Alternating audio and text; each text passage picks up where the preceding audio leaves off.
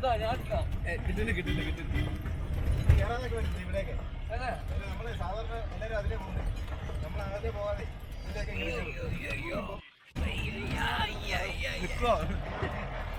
ഞാൻ പറഞ്ഞില്ലേ ഈ കറക്കണം അതിന്റെ രസം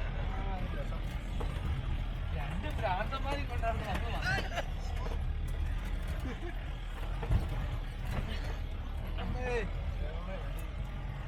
മലപ്പുറത്തുണ്ട് നിലമ്പൂരുണ്ട്